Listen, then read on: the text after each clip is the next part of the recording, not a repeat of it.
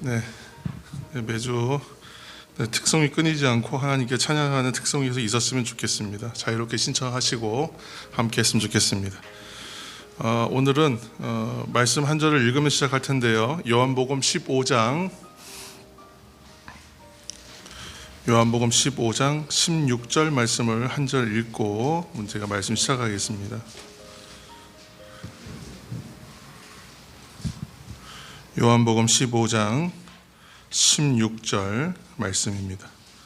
찾으신 분들 함께 읽겠습니다. 너희가 나를 택한 것이 아니요 내가 너희를 택하여 세웠나니 이는 너희로 가서 열매를 맺게 하고 또 너희 열매가 항상 있게 하여 내 이름으로 아버지께 무엇을 구하든지 다 받게 하려 함이라. 아멘. 제가 보면 이제 성경 구절들 밑에 특별히 하나님께서 좀 이렇게 은혜를 주시면 은혜를 받게 하시는 말씀들이 있을 때에는 이렇게 밑에다가 숫자를 적습니다. 이게 2019년 5월 7일 날 제가 읽었던 이제 말씀으로 체크가 되어 있어요. 조건 없는 사랑으로 하나님께서 우리를 선택하여 사랑의 열매를 맺게 하시는데 그 열매를 맺게 하시는 분은 오직 예수 그리스도이시다. 여러분 이렇게 정리할 수 있는 이제 오늘 말씀입니다. 이 요한복음 15장에 이제 이런 말씀이 나오는 이유는 15장에는 이제 유명한 이제 포도나무 비유 이야기가 나오지 않습니까? 그래서 15장 5절에서 6절까지 말씀을 다시 한번 우리 또 읽겠습니다. 15장 5절에서 6절 앞에 화면을 보시면서 따라하셔도 됩니다. 함께 읽겠습니다. 나는 포도나무요 너희는 가지라. 그가 내 안에 내가 그 안에 거하면 사람이 열매를 많이 맺나니 나를 떠나서는 너희가 아무것도 할 수 없음이라. 사람이 내 안에 거하지 아니하면 가지처럼 밖에 버려져 마르나니 사람들이 그것을 모아다가 불에 던져 사르느니라. 아멘. 이 이야기들은 우리가 잘 아는 이야기지만 내용은 그렇습니다. 예수님께서는 생명 대신 참 포도나무가 되신다. 그리고 우리가 믿는 사람들, 그 성도들은 그 나무의 가지가 되는데 가지는 오로지 포도나무에 붙어 있어야만 하고 포도나무에 붙어야 있어야만 열매를 맺을 수 있다. 우리가 이제 이렇게 이제 이 이야기를 기억하고 계실 것입니다. 그러니까 어떤 일이 있어도 반드시 그 나무까지는 나무에서 떨어지면 안 된다. 그리고 주님께 딱 떨어지지 말고 붙어 있어야 산다. 이제 우리는 이제 그렇게 이제 이해하는데 대림절 기간을 통해서 이제 묵상의 포인트는 우리가 무엇으로 얘기했냐면 주님이 우리를 향해서 오신다였습니다. 그렇죠? 그래서 주님이 우리를 향해서 오신다. 오늘 제목처럼 우리에게 오심의 은혜가 있다. 이 기간은 그렇게 이제 했는데 이 은혜의 본질은 누구냐면 예수님이라는 거예요. 말씀이신 예수님이죠. 그래서 예수님께서 우리에게 오시기 때문에 은혜가 있다. 그렇게 예수님은 오셨고 또 지금도 오시고 있고 또 장차 오실 분이시다. 그래서 예수님이 오심이 은혜가 되는 이유는 이 말씀 본문을 생각하면 그래요. 우리로서는 열매를 맺을 수 없었거든요. 우리 스스로는 열매를 맺을 수가 없었어요. 그런데 우리로 열매를 맺을 수 없었지만 주님이 오심과 또 죽으심과 부활하심으로 인해서 우리가 열매를 맺는 성도의 길을 가게 되었다. 그것이 바로 은혜다. 오늘 이제 그런 이제 말씀이 되는 것입니다. 그러므로 이 요한복음 15장에 예수님께서 이러한 말씀을 우리에게 주시는 목적은 분명히 열매 맺게 하시기 위하여 또 건강한 가지가 되게 하기 위하여 그 말이 맞아요. 그런데 여기에서 우리가 잘 이제 오해하지 말고 이해해야 될 것은 나무에 잘 붙어 있느냐 떨어졌느냐에 이걸 가지고 너무 이제 우리가 붙잡혀 있거든요. 이 말씀에. 그리고 이 말씀으로만 기억해요. 붙어 있냐 떨어졌냐. 사실 그동안 그렇게 많이 설교했고 우리 그런 말씀들을 워낙 많이 들었고 이 개념이 머리에 들어와 있습니다.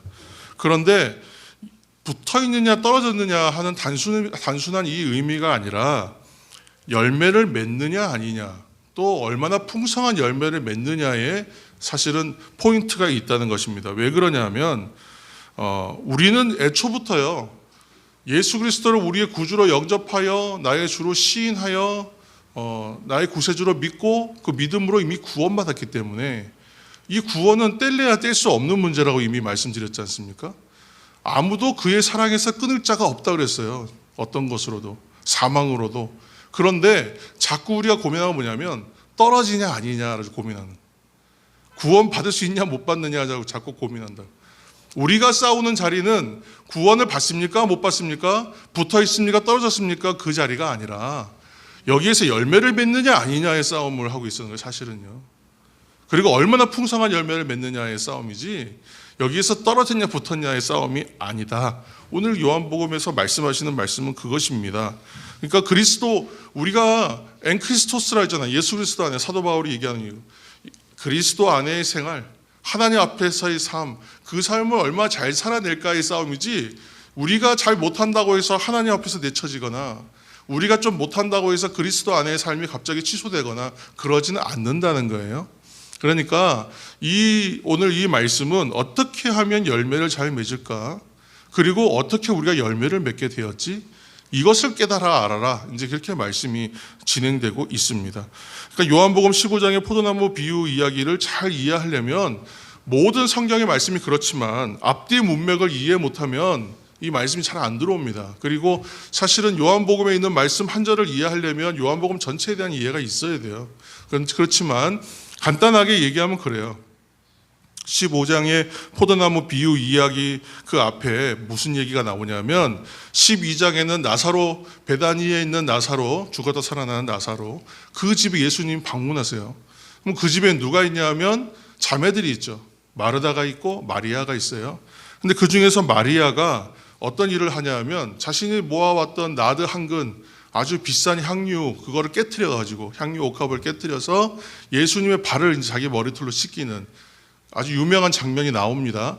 근데 이 장면이 나오는 이유는 무엇인가 하면, 다 아시듯이 이것은 예수님이 죽으실 것을 미리 예비하여 장사 지내는 그 상징적 행동이라고 우리는 이렇게 알고 있습니다. 그러니까 지금 마리아가 비싼 옥합을 깨트려서 향유로 예수님의 발을 씻는 장면은 미리 장사 지내는 것이다. 그러니까 이것은 예수님께서 장차 죽으실 것이다. 어떻게 죽을지는 우리 잘 모르지만, 돌아가실지도 모르지만 예수님께서 죽으실 것이다. 그것을 이제 상징적으로 보여주는 장면이 12장에 나와요. 그리고 나서 그 다음에 뭐가 나오냐면, 예수님께서 예루살렘 성으로 들어가세요. 사람들이 호산나 하면서 종려나무 가지고 흔들면서, 왕으로 오시는 이여 가장 높은 곳에서 호산나, 호산나나 레스큐 미, 나를 구원하소서, 우리를 건져주소서, 그런 뜻이잖아요. 그러니까 지금 메시아가 오셨다.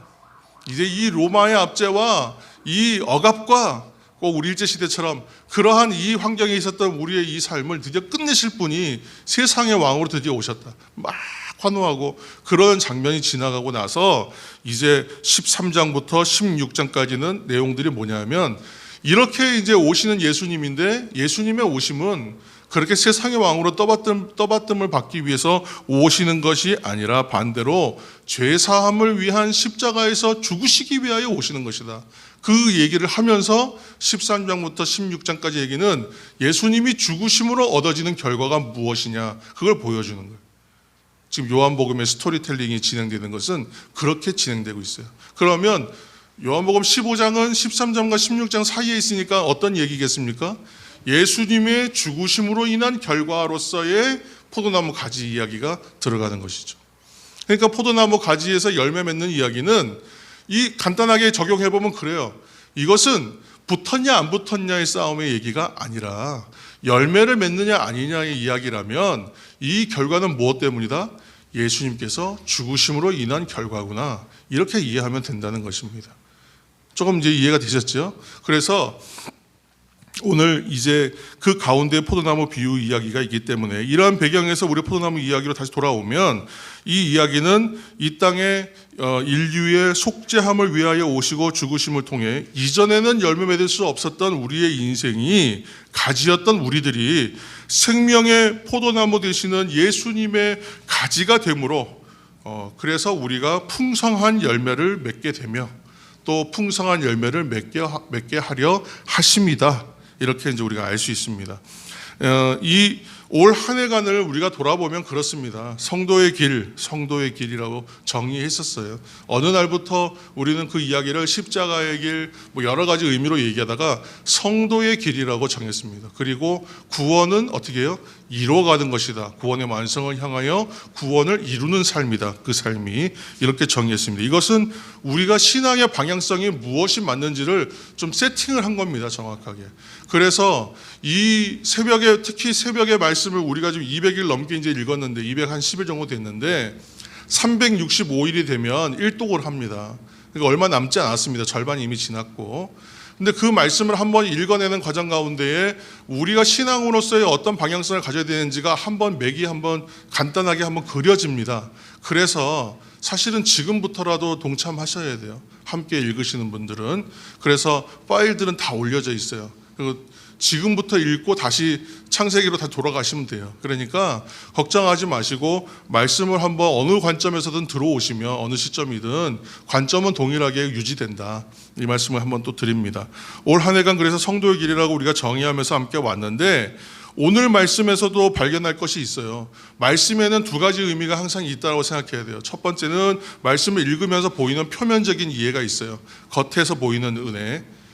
글자를 자체 읽으면서 느껴지는 이해, 그냥 이해되는 것.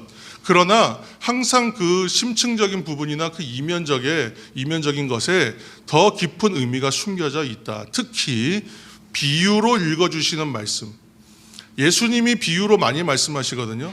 신약 성경 신구약을 다 합치면 약 한 250개 정도가 비유가 나와요. 상징적 이야기들이. 그런데 그 중에서 특별히 예수님께서 하시는 관련 있는 얘기가 거의 비유가 한 50개쯤 됩니다. 그런데 이 50개쯤 되는 이 비유들은요, 다 겉으로 보이는 스토리가 있어요. 지금 포도나무 이야기처럼 아주 쉽게 납득되는 일상의 이야기를 갖고 얘기하는 것이니까 비유라는 말 자체가 파라볼레, 그래서 옆으로 펼친다, 옆으로 놓고 비교한다 그런 뜻이거든요. 그러니까 이건 뭐냐면 어려운 이야기를 하기 위해서 쉬운 것을 놓고 같이 얘기하는 거예요. 같은 것으로 이해할 수 있도록. 그러니까 더 깊은 어떠한 진리와 그러한 본질적 이야기를 하기 위해서 쉬운 이야기를 옆에다가 똑같이 놓고 이해할 수 있게 돕는 거예요. 그러면 이 이야기가 이해되면서 쉽게 이해되죠. 그리고 어느 순간에 어떻게 돼요? 깨달아져요. 그러니까 진리의 속성을 이해시키기 위하여 예수님께서 쉬운 방법을 택하신 거예요. 수사학적으로 굉장히 훌륭한 방법이에요. 그런데 이러한 비유가 적절한 비유를 들기가 너무 어렵거든요. 그런데 그 비유만 가지고도 진리의 탐구가 가능할 만큼 쉽게 정확하게 전달하시는 건 예수님만이 하실 수 있는 거예요. 참 전율이와요, 전율이와. 그래서 비유 하나하나를 너무 쉽게 우리가 읽잖아요. 근데 그 쉬운 비유를 사실 깊이 묵상해야 돼요. 그러고 나서 우리가 지금까지 들어왔던 얘기들을 잠시 내려놓고 다시 나에게 말씀하여 주옵소서, 종이 듣겠나이다. 사무엘이 했던 것처럼. 그리고 다시 기다려요. 그러면 다시 들려요. 다시 보이고. 그래서 오늘 뭐라고 하냐면 보는 자에게는 그것이 준비된 거예요. 주어지는 거예요. 듣는 자에게는 그것이 준비되는 거예요. 보지 못하고 듣지 못하는 사람은요, 가지고 있던 것마저 다 뺏겨버린다. 이게 가진 사람은, 먹는 사람은 더 많이 깊이 가고 못 먹고 못 받아들이는 사람은요, 다 뺏기는 싸움이에요. 이것이 그래서 열매를 맺느냐 아니냐의 싸움이거든요. 자, 같은 관점에서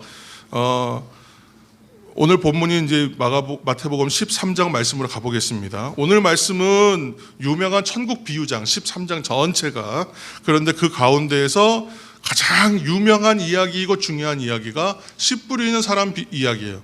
왜 그러냐면 이게 제일 먼저 나오잖아요. 이 이야기를 이해해야만 그 뒤에 나오는 이야기들을 다 연결해서 이해할 수 있어요. 이것이 지렛대 역할을 한다고 해요. 이것은 가장 기초적인 하나님 나라에 대한 이해를 가지고 다음 말씀들을 읽어내야 되기 때문에 이 비유가 첫 번째 등장하는 겁니다. 그렇게 편집되어 있는 거예요. 자, 씨를 뿌리는 사람 이야기는 우리가 잘 아는데 공간복음이라고 하잖아요. 마태복음, 마가복음, 누가복음 세 책을 공간복음, 같은 관점에 쓰여졌다. 그렇게 해서 공간복음이에요. 그래서 동일하게 같이 적용되는 본문들이 많습니다. 그 중에 오늘 유명한 씨 뿌리는 사람 이야기도 공간복음 마태복음 13장, 그다음 마가복음 4장, 누가복음 8장에 기록되어 있어요. 조금씩 달라요, 내용은. 자, 씨 뿌린 사람 이야기는 우리가 잘 아는데 예수님께서 오늘 말씀을 비유를 들어 이야기를 하십니다. 어떤 농부가 와서 씨를 뿌려요. 정리하면 이제 1절부터 이제 앞에 9절의 내용이죠. 씨를 뿌려요. 근데 씨를 뿌리는데 이게 이제 덜어는 길 위에 떨어져서 새들이 와서 금세 먹어버려요. 또 덜어는 흙이 얕게 이렇게 덮인 자갈밭에 떨어져서 이것이 금세 또 싹이 납니다. 그렇지만 뿌리를 못 내리니까 그냥 말라버려요. 해가 나니까. 그리고 또 덜어는 가시덤불이 있는 곳에 떨어져요. 달리 말하면 잡초 같은 거예요. 그러니까 이미 다른 풀들이 다 있으니까 거기에 떨어져 봤자 자기가 스스로 힘을, 기운을 얻지 못하고 그냥 사그러지는 거죠. 그랬는데 덜어는 좋은 땅에 떨어져서 생각지도 못한 결실을 맺더라. 그거 보니까 30배, 60배, 100배의 결실이다. 그러니까 어렸을 때 주일학교 교회 가면 맨날 이 찬양 불러요. 30배, 60배, 100배. 30배 맺혔습니다. 100배 할 때까지 해야 되거든요. 그래서 60배 맺혔습니다. 그 다음에 3, 6, 9니까 90배겠지 했는데 갑자기 100배야? 그러고 우와 되게 많다. 이렇게 생각하는 거예요. 자, 그래서 30배, 60배, 100배만 기억했단 말이에요. 그런데 이 얘기는 뭐야? 우리가 생각지도 못했던 만큼의 풍성한 결실, 이 메시지인 것이죠. 자, 이러한 이야기를 많은 무리들이 함께 들었습니다. 들어보니까 전혀 어려운 얘기가 아니거든요. 그러니까 제자들이 질문해요.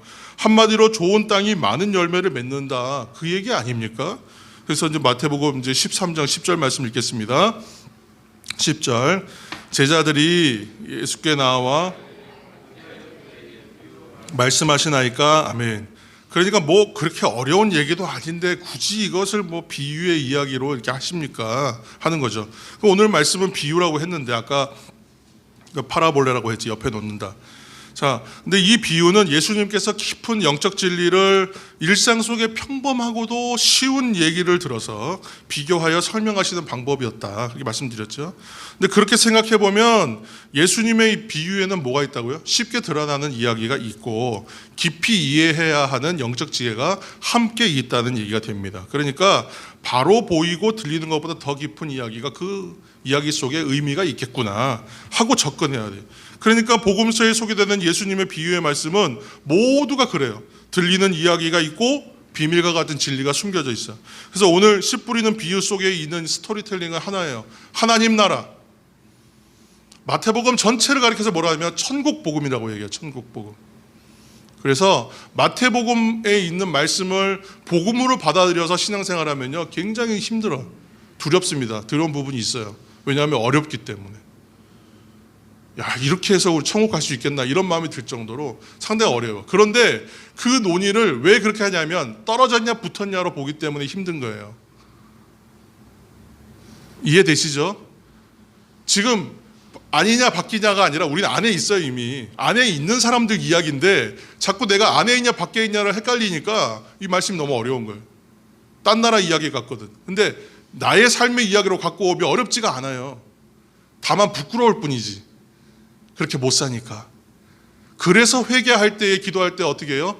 하나님 붙여주세요가 아니라 안에 있는데 안에 있는 자로서 당당하게 못 살아내니까 이게 부끄러워가지고 하나님 죄송합니다가 되는 거지. 하나님 자꾸 용서하여 주옵소서 가면 안 된다. 그래서 나를 여기로 옮겨달라 자꾸 하다 보면 회개가 너무너무 길어지고 힘들어져요. 여러분 회개기도 힘들게 하지 마세요. 회개기도 할 때 당당하게 하세요. 당당하게 하라는 말 잘 이해하시죠? 뭐 당당하게 죄 없다 하고 하시는 게 아니라 예수 그리스도 안에 있는 사람으로서의 회개기도이지 밖에 있는 사람으로서 외인으로서 하는 회개기도가 아니에요. 구원을 주옵소서가 아니라 구원을 이루게 완성되게 하여 주옵소서예요. 다른 싸움이에요. 전혀 다른 싸움. 자꾸 힘을 우리가 다른 데다 많이 쓴단 말이에요. 자, 마태복음 10장 11절에서 13절 말씀 읽겠습니다. 대답하여 이르시되 천국의 비밀을 아는 것이 너희에게는 허락되었으나 그들에게는 아니 되었나니 무릇 있는 자는 받아 넉넉하게 되되 없는 자는 그거 있는 것도 빼앗기리라. 그러므로 내가 그들에게 비유로 말하는 것은 그들이 보아도 보지 못하며 들어도 듣지 못하며 깨닫지 못함이니라. 아멘. 다르다라고 얘기해요. 다르다. 지금 듣는 자와 그렇지 못한 사람은 다르다라고 얘기해요. 허락된 사람과 그렇지 않은 사람이 있다. 그래서 예수님께서 오시는 이유는 보아도 모르고 들어도 모르는 사람들을 위해서 오셨다라고 얘기해요. 너희들에게는 허락되었다. 예? 이해되시죠? 자, 제자들은 이렇게 의아해하는 반응에 대해서 예수님께서 비유로 말씀하신 이유를 설명하신 것이죠. 그리고 이제 선지자 이사야가 했던 말을 통해서 더 한번 확실하게 더 도장을 꽝 찍으세요. 부연에 설명하시는 거죠. 그래서 여기에서는 이거를 천국의 비밀이다 이렇게 얘기했는데, 본문에서는 이 비밀이란 말을 자꾸 하면 우리가 더 어려워져요. 그래서 개역 개정의 해석들이 좀 어려운 게 많아요. 그래서 다시 아마 재개정이 될 텐데, 이것을 비밀이라고 하지 말고 신비라는 말로 바꾸면 훨씬 이해가 쉬워요.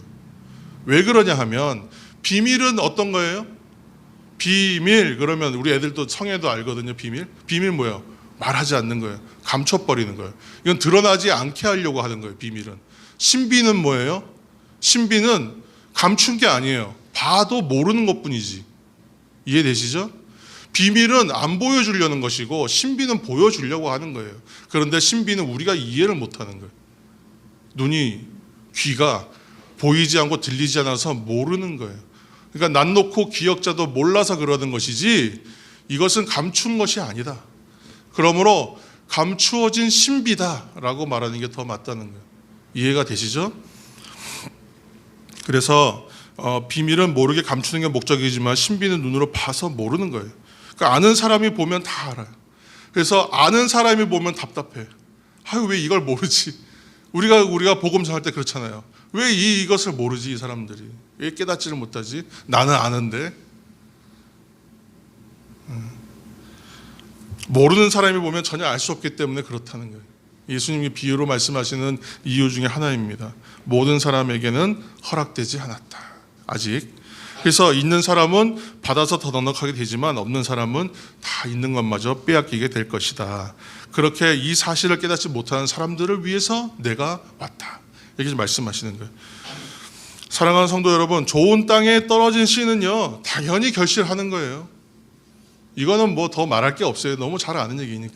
좋은 땅에 떨어졌는데 뭐 그냥 이걸 뭐 걱정하겠습니까?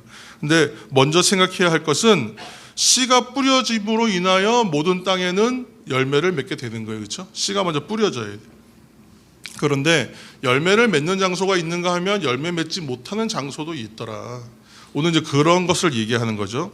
먼저 열매 맺지 못하는 장소는 길가와 흙이 얕은 돌밭과 가시떨기 위에요. 근데 이러한 곳에 떨어진 씨는 결실이 안 됩니다. 여기서 씨앗은 복음이라고 할 수 있죠. 복음. 천국 소식이라고 이제 했는데 복음이에요. 그러니까 씨가 떨어지는 땅은 복음을 듣는 사람의 마음밭이라고 생각하시면 돼요. 사람의 마음이다. 그러므로 이제 13장 19절 말씀 한번 읽겠습니다. 이제 오늘 요 정리하겠습니다. 다. 자, 19절 있습니다. 아무나 천국 말씀을 듣고 깨닫지 못할 때는 악한 자가 와서 그 마음에 뿌려진 것을 빼앗나니 이는 곧 길가에 뿌려진 자요. 아멘. 누구든지 천국 소식이에요. 복음을 듣고 받아들이냐 바라지 않느냐의 싸움이 있어요. 일단은. 근데 어떻게 되는가? 마음에 뿌려졌으나 마음 안으로 들어가질 못해요. 말씀이, 씨앗이 속으로 들어가지 못하고 겉에 남아 있어요. 겉에 남아 있으니까 악한 자가 와서 뺏어가는데, 성경의 원문을 잘 살펴보면 뭐라고 했냐면 즉시로 뺏어간다 그래. 즉시로 뺏어간다. 이게 안 들어가면 즉시로 가져가. 왜냐하면 이게 안으로 들어갈까 봐. 이해하시죠? 가져가 버린다는 거예요. 빼앗긴다는 거예요. 그러니까 지금 길가의 이미지는 굳어진 땅을 말하는 거예요. 사람들이 많이 밟고 다녀가지고 땅이 굳어지면 씨를 뿌려도 씨가 그 안으로 못 들어가죠. 시골길 가보시면. 그러니까 지금 이 밭은 하나의 큰 밭입니다. 1번 밭, 2번 밭, 3번 밭, 4번 밭 다니면서 씨를 뿌리는 것이 아니라 이 밭에 그냥 뿌리는 거예요. 그런데 어떤 것은 좀 이게 사람들이 많이 밟아서 단단한 땅이 있고, 이쪽에는 가시떨기와 잡초들이 우거진 곳이 있고, 여기는 돌밭이고, 이러다 보니까 지금 어떤 씨는 되고 어떤 씨는 안 된다는 얘기를 하는 거거든요. 그래서 이게 지금 그 길가에 뿌려진 씨는, 길가의 이미지는 이렇게 굳어진 거예요. 그러니까 새로운 씨, 새로운 이야기를 수용할 자세가 되어 있지 않는 거예요. 왜 그러냐 하면 이미 자신이 갖고 있는 고정관념이 있어요. 나름의 신념들이 있어요. 나름대로의 경험이 있어요. 그러니까 이것이 이제 고정관념처럼 돼가지고 다른 생각이 안 들어가요. 신앙생활에서 가장 무서운 적이 뭐냐면 굳어지는 거예요. 굳어지면 안 돼요. 사람이 말랑말랑해야 돼요. 항상 예전에 영락교회 예전에 이명수 목사님 설교하실 때도 새벽 설교 들으면 말랑말랑 해야 된다고. 고목이 좋아 보이냐고. 고목이 나무가 크고 멋있어서 좋아 보이냐고. 관상력으로는 좋겠지만 죽은 나무라고. 죽은 나무. 나무는 말랑말랑. 그래야 그 안을 들어가 보면 안에 막 이게 생명이 흘러야지만 나무가 자라는 거라고. 그렇게 얘기하셨거든요. 어렸을 때 그 말씀 들었는데 이 확 박혀가지고 말랑말랑해야지. 난 단단하면 안 되지. 만져보면 말랑말랑해. 농담입니다만 그렇게 항상 하나님의 말씀을 받아들일 수 있는 준비가 되어 있어야 된다. 수용성의 문제다. 이 얘기를 하잖아요. C.S. 루이스라고 하는 변증학자이고 이제 작가인데, C.S. 루이스가 스크루테이프의 편지라는 작품을 썼어요. 스크루테이프가 이제 그 악마의 이름입니다. 이 소설인데 어떤 이제 그 안에 스토리텔링이 나와요. 노신사가 그 대영 제국에 있는 어떤 도서관에 찾아갔어요. 영국의 신사가. 그가 일주일에 한 번씩 도서관을 간댔답니다. 일주일에 한 번 도서관에 습관이 있는데 어느 날 우연히 손에 쥐어진 책이 책을 읽다 보니까 이 책이 마침 신앙에 관한 책이었던 거예요. 그래서 이 책을 읽다 보니까 여러 가지 생각이 들어왔는데 평소에는 안 하던 생각이었대요. 의문이 들었어요. 하나님에 관한 생각이 갑자기 질문이 생겼어요. 그래서 하나님은 어떠한 분이신가?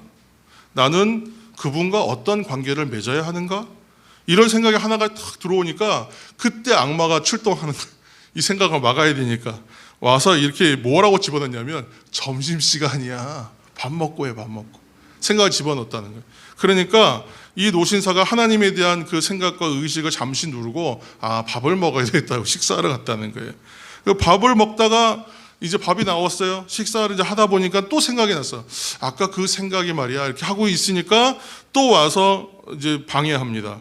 이 어렴풋이 있는 생각을 하니까 지금 밥 먹다 말고 무슨 생각해?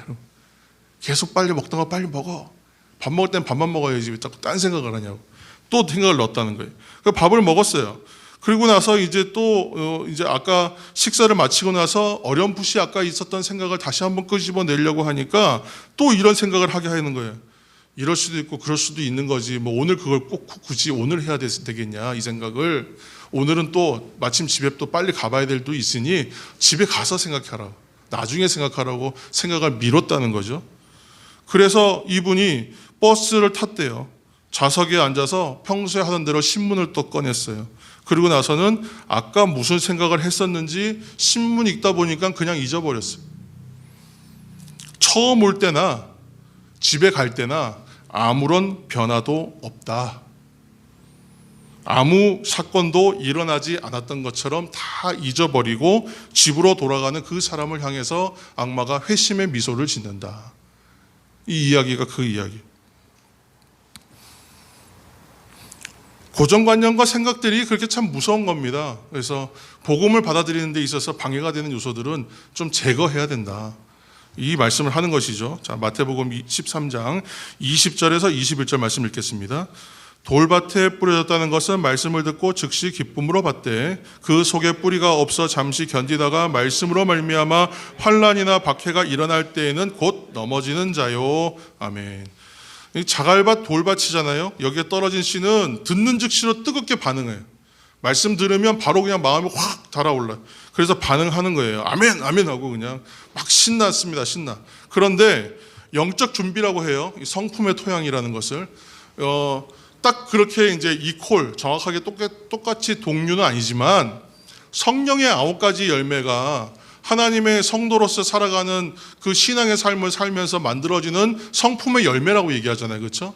사랑, 희락, 화평, 오래 참음, 사희화, 오래 참음, 자비, 양선, 충성, 온유, 절제. 아유, 다 외웠다. 자, 그래서 9가지 열매. 이 열매를 맺어야 된다 얘기하잖아요. 이 성품의 열매가 맺혀져야만 이것이 그 자양분이 돼서 말씀이 들어가면 이것이 뭐가 좀 싹이 나고 좀 열매가 될 텐데 즉시로는 아멘 하지만 이 바탕이 없다 보니까 그냥 다 날아가는 거야. 금세 날아가는 거죠. 그래서 감정이 식어버려요. 그러면 끝이에요. 이거 가지고 이제 냄비신앙이라고도 얘기하는 분도 있어요. 어떤 분은 뭐 양동이 신앙이다. 옛날 분들은 그랬다는데 그러니까 조금만 감정이 식으면 안 돼. 작은 어려움만 생겨도 금방 넘어져. 이것은 이제 기복이 좀 심한 신앙이다 볼 수 있겠죠. 13장 22절입니다. 가시떨기에 뿌려졌다는 것은 말씀을 들으나 세상의 염려와 재물의 유혹의 말씀이 막혀 결실하지 못하는 자요. 아멘. 자, 이분들은 가시떨기와 잡초가 우거진 땅에 떨어진 씨예요. 그래서 복음을 듣기는 듣습니다. 그러나 관심이 어디 있냐면 세상에 가 있어요. 복음이 관심이 아니라 다른 곳에 관심이 더 많이 가 있어요. 특히나 돈, 오늘날로 치면 돈, 세상의 이익, 또 뭐 입신양명, 나의 잘됨, 내 삶의 평안함, 또 항상 형통함이 그 형통함이 아니겠지만, 그리고 우리가 기복주의라고 말하는 그 복, 이것에 창념해서 결국은 복음을 잊어버리고 그 복음의 부수입 또는 소득만 생각하는 사람들. 그래서 이것이 좀 자라야 되는데 자라지 못하고 잡초와 가시덤불이 많다 보니까, 다른 생각이 많다 보니까 그냥 거기 짓눌려서 질식해버리는 거예요. 그래서 주님을 향한 사랑과 마음보다 더 큰 사랑이 어디 있냐면 다른 것을 향해 있다. 그래서 오늘 말씀에는 돈과 재물과 세상을 겸하여 사랑하여 섬긴다, 그렇게 하시죠. 그래서 이것이 어떻게 보면 오늘날의 우리에게 새로운 우상이고 강력한 시험 중에 하나입니다. 이건 그리스도인들도 자유롭지 못해요, 이 부분에서. 자, 앞에 이 세 가지 땅에 떨어지들은 각각 이러한 이유로 결실하지 못한다. 자, 13장 23절입니다.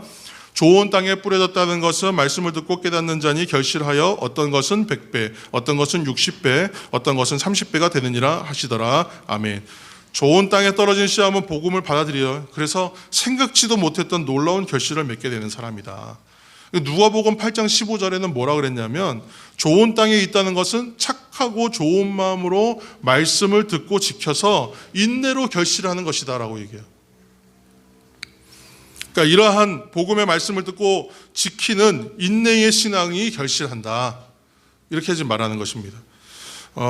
성도 여러분, 오늘 이제 풀어놓은 이야기 속에서 발견하는 은혜의 메시지가 무엇이겠습니까? 사실은 우리들도 이 이야기 속에 등장하는 어떤 땅의 상태와 같았던 적이 있거나 같을 수 있어요. 예를 들어서 길가와 같고 돌짝밭과 같고 가시떨기와 같고, 또 어쩌면 하나님의 은혜로 난 좋은 땅이 되어 있을 수도 있어요. 근데 우리로서는 열매를 맺지 못한다. 오늘 이 말씀은 뭐냐면, 우리로서는 열매 맺지 못한다. 우리로 열매 맺으려고 하면 실패한다. 명확한 한계를 그어주는 이야기예요, 성경의 말씀은. 말씀을 내가 편의대로 많이 읽었거든요, 지금까지. 그런데 말씀의 본질을 잘 깨달아서 보면 굉장히 좀 두려운 부분이 많아요. 왜냐하면 아닌 건 아니다라고 얘기해 주시거든요. 그것도 응답이라고 그랬죠. 기도해서 아니라고 하시면 아닌 거예요. 그게 하나님 뜻이에요. 내 뜻이 아니고 하나님 뜻이 나하고 안 맞다고 해서 그게 내가 속상하고 괴로울 일은 아니에요. 그것도 은혜입니다. 그래서 오늘 이 말씀 가운데 발견하는 거예요. 내가 어디에 있는가를 확인하는 것이죠. 결론적으로 성경은, 오늘 이 말씀은 우리로 열매를 맺는 좋은 땅이 되라, 우리가 이렇게 메시지하면 얼마나 편하겠어요. 근데 이 말씀이 아니다라는 거예요. 여기에 머무르면 안 된다. 이건 표면적 메시지예요. 왜냐하면 본질적으로는 우리 스스로가 좋은, 아까 포도나무에 가지가 스스로 되고, 오늘 지금 좋은 땅이 스스로 될 수가 없어요. 좋은 땅 되게 하시는 것도 하나님의 은혜예요. 그렇지 않겠어요?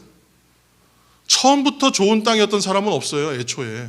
그런데 좋은 땅이 되었다면 그거 내가 한 거겠습니까? 모든 가지가 열매를 맺지 못하더라고요.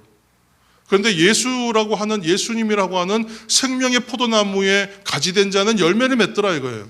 그러면 나는 처음부터 그 포도나무의 가지였을까요? 아니었다고요. 우리로서 할 수 없었던 거였어요. 그런데 예수님이 오시고 죽으심으로 인하여 그 일이 가능하게 되었다고 지금 얘기하고 있는 거예요. 자, 한번 다 같이, 제가 너무 쉬운 얘기를 어렵게 하고 있으니까 여러분들 힘들어 하시는데, 모든 것이 은혜입니다. 한번 다시 선포하겠습니다. 네, 한 번 더 하시겠습니다. 모든 것이 은혜입니다. 아멘. 돌을 골라내고 땅이 다 부서지고 갈아엎어져서 좋은 땅이 되어가는 과정도 은혜잖아요. 근데 이 열매를 맺기까지 건강하고 장성한 가지가 되는 것도 은혜예요. 그러니까 자꾸만 우리가 나무에서 떨어지지 말자, 뭐 이런 얘기를 하거나 스스로 좋은 땅이 되자, 이렇게 하면 되게 힘들고 낙심할 수밖에 없어요. 안 되니까, 내 힘으로. 그러니까 성도의 생활은 구원을 얻는 것이 아니라 구원을 이뤄가는 삶이에요. 성도 되어 갈 때까지, 성도가 되기 위해서는 구원을 얻어야 되지만, 얻었다는 확신이 있어야 되겠지만, 우리는 구원을 이뤄가는 삶이라. 그러니까 구원을 얻는 싸움이 아니라 완성을 향한 싸움이잖아요. 그러니까 맞다 틀리다 붙었다 떨어졌다 자꾸 그 자리로 돌아가면 힘들다는 말씀을 드리는 거예요. 내가 매일 회개하면서 할 때 여러분 종교개혁 주간에 루터 얘기를 한 적이 있잖아요. 고해 성사하러 가가지고 속죄소에 들어가갖고 8시간, 6시간, 몇 시간을 그렇게 고백했는데 온갖 죄를 다 끄집어내서 기억해서. 그리고 나오면서도 또 자기 죄가 생각나더래요. 그렇게 해서는 해결이 안 된다는 거예요. 그렇게 해서는 해결이 안 돼요. 믿음으로 구원을 받아 내가 자녀가 되었다. 아, 은혜다. 내가 성도가 되었다. 아, 은혜다. 여러분, 은혜로 가야 되네. 은혜의 자리로 가지 않으면 신앙생활이 어렵습니다. 오늘 씨 뿌리는 비유에서 발견하는 은혜가 그래서 무엇이겠습니까? 좋은 땅은 새 생명, 새 사람 된 성도의 삶을 말하는 거예요, 지금. 좋은 땅은 열매를 맺는다. 이것은 성도의 삶을 얘기하는 거예요. 이전과는 다른 거듭난 자의 삶을 이야기해 주는 거예요. 그 삶은 열매를 맺는다. 구원을 이뤄가는 성도가 누리는 생명, 새 생명, 그 생명은 풍성하다. 그 얘기를 해주고 있는 거예요. 우리는 이전에는 그렇지 못한 땅이었거든요. 분명히. 그러나 주님이 오심을 통해서 이 모든 일들은 주님이 오시는 것부터 시작해요. 거기서부터 반전이 일어나요. 그리고 주님이 오셔서 죽으시고 부활하심으로 이 사실을 믿는 자에게 주시는 구원의 영생과 소망을 통해서 우리가 새 생명 얻은 백성이 되었다고 얘기했잖아요. 그러니까 우리는 그때 좋은 땅이 된 거예요. 이제 그래서 우리는 좋은 땅이 되게 하심으로 이전에 그렇지 못한 땅의 상태가 아니라 좋은 땅으로 살아가야 된다는. 여러분 믿으십니까? 이해가 되십니까? 아직 내 이야기 같지가 않아요? 그래서 우리가 회개할 때 처음에 말씀드렸지만 좋은 땅이 되어야 함에도 불구하고 그렇지 못한 나를 부끄럽게 생각하면서 기도하는 것이지, 오늘 나에게 주신 은혜에 보답하지 못하는 성도의 삶이 내가 부끄러운 것이지. 그죠? 그렇게 기도해야 된다는 거예요. 그 예전에 어렸을 때 배운 노래 중에, 청년 때 배운 건가 이거요? 노래. 모래 위에 집을 짓지 말아요. 아세요? 해변 가까운 곳에도 비록 보긴 좋지만 이내 무너지고 말하다 다시 지어야만 돼. 반석 위에 우리 집 지어요. 주님 영원한 반석이 되시네. 비바람 불어쳐도 주님 지켜주셔요. 이런 노래가 있어요. 우리 마태복음의 7장인가에 나오는 반석에 위에 집 짓는 이야기잖아요. 집을 잘 지었느냐의 싸움이 아니다. 여러분 이제 다시 한번 정리하겠습니다. 집을 잘 지었냐 안 지었냐, 어떤 집을 지었느냐의 문제가 아니다. 무엇이 문제라고요? 어디에다 집을 지었느냐가 문제다. 그죠? 길가에다가 아무리 농사 열심히 지어봐야 열매가 없다고요. 좋은 땅에다가 농사 지어야만 30배든 3배든 60배든 100배가 나오는 거예요. 그러니까 집은 반석 위에 지어야 한다. 예수 그리스도라고 하는 믿음의 반석, 복음의 반석, 그 위에 세워야 한다. 모래 위에 아무리 집을 잘 지었을지라도 창수가 나고 바람이 불면 그 집은 무너져요. 그런데 반석 위에 지은 집은 안 무너져요. 여기는 무너지지 않아요. 무너질까 걱정할 필요가 없어요. 그러므로 너무 좋은 집 잘 지으려고 애쓰는 것이 아니라 반석 위에 지어져 있음을 기뻐하는 거예요. 성도의 삶은. 그래서 누가 더 잘했냐 누가 더 못했냐를 따지는 게 아니라고. 똑같은 한 데나리온의 일품 품삯을 주시는 거예요. 여러분 믿으십니까? 여러분 지금까지 우리가 생각한 은혜와 복음에 대한 이야기와 좀 사뭇 다른 것 같습니까? 여러분 돌아가서 잘 묵상해 보십시오. 이 말씀이 나에게 은혜로 다가올 줄로 믿습니다. 여러분 다시 우리가 나쁜 밭이 되고 그런 땅 되는 거 아닙니다. 여러분 절대로 그거 두려워하지 마십시오. 사랑하는 성도 여러분, 성도가 성도 되어가는 길은 주님이 오심의 은혜로 시작된 거예요. 이 대림절 기간에 왜 이 얘기를 하겠습니까? 모든 것이 예수님의 오심으로 인한 은혜다. 모든 것이 은혜다. 이 말씀을 나누기 위한 거예요. 그리고 우리가 새벽마다 나눴던 것처럼 좋은 것도 나쁜 것도 주 안에서는 다 은혜의 재료가 되더라. 여러분 그 말씀도 기억하시면서 성도의 길을 걸어가심에 있어서 기쁨으로 만족함으로 걸어가시는 우리 모두가 되기를 예수님으로 축복합니다. 기도하겠습니다. 하나님 감사합니다. 우리로 좋은 땅 되게 하시고 열매 맺는 가지가 되게 하여 주시고 반석 위에 집을 지은 자 되게 하셔서 그 은혜로 인하여 든든함 가운데 살아가게 하시고 두려움 없게 살게 하시고 흔들림 없는 삶을 허락하시니 감사합니다. 이전에는 이 다시 아버지는 흔들리지 아니할 것을 얻기 위하여 흔들리는 삶을 살았지만 이제는 흔들리지 않는 삶에 있으므로 우리가 흔들리지도 않고 두렵지도 않습니다. 아버지 하나님 이 믿음 붙들고 살게 하여 주시고 이미 우리를 좋은 땅 또 좋은 가지 되게 하여 주셨사오니 아버지 많은 열매를 맺게 하여 주옵소서.